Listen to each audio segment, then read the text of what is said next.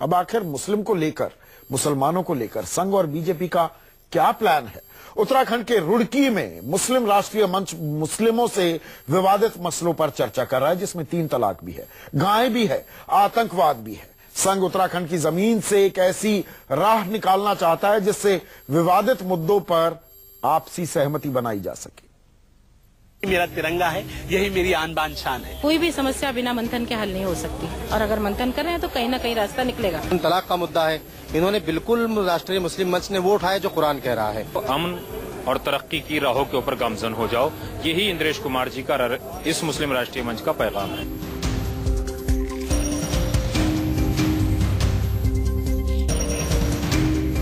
हिंदुस्तान के अलग अलग हिस्सों से उत्तराखंड के रुड़की में करीब 400 मौलाना और मुस्लिम बुद्धिजीवी जुटे हैं, एक ऐसी राह निकालने के लिए जिससे सबका साथ और सबका विकास हो सके।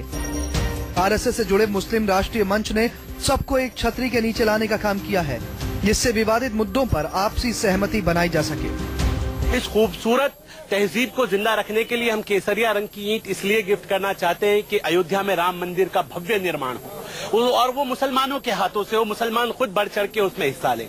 और हरी जो कपड़े में जो ईंट है वो इसलिए कि एक बड़ी मस्जिद की तामीर, उसके बराबर में एक पास उसके बड़ी मस्जिद की तामीर की जाए, जिसे मस्जिद हिंद का नाम दिया जाए, क्योंकि हिंदुस्तान से खूबसूरत मुल्क नहीं और हिंद से अच्छा कोई शब्द नहीं।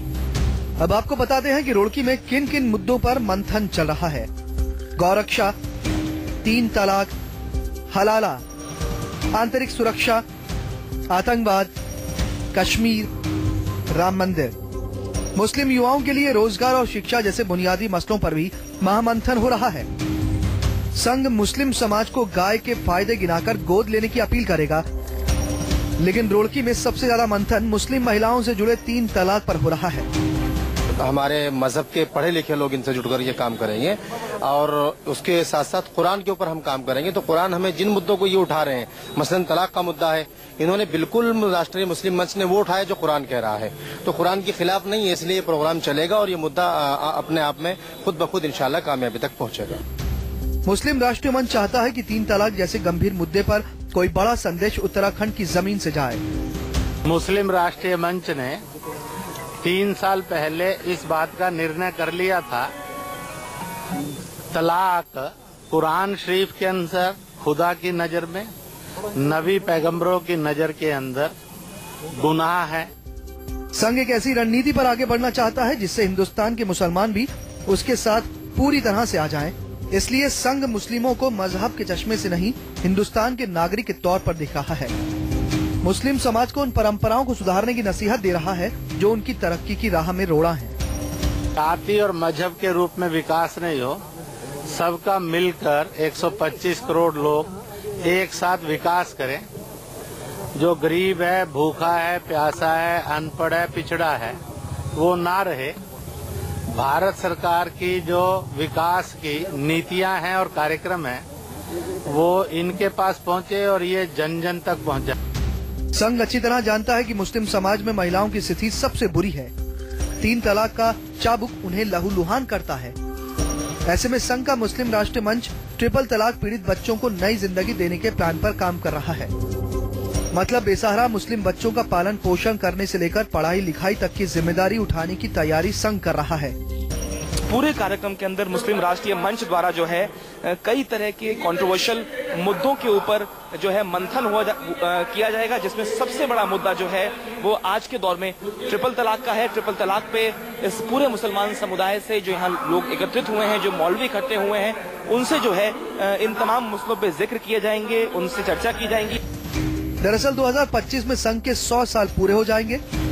ऐसे में संघ तेजी से उस सपने को पूरा करने की कोशिश कर रहा है जो कभी केशव बलिराम हेडगेवार ने देखा था, जो वीर सावरकर ने देखा था।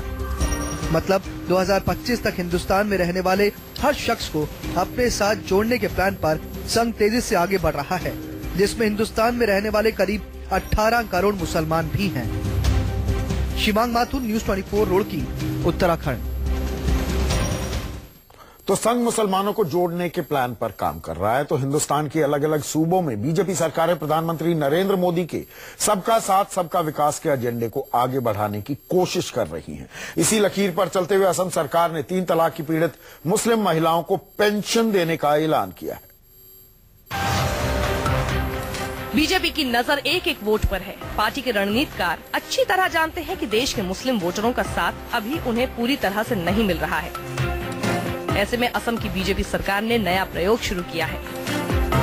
3 तलाक की पीड़ित महिलाओं को असम सरकार ने पेंशन देने का ऐलान किया है। For the victim of talaks, Government of Assam will given them a family pension and simultaneously will give them skill training. The moment skill training is over, the pension will come to a stop.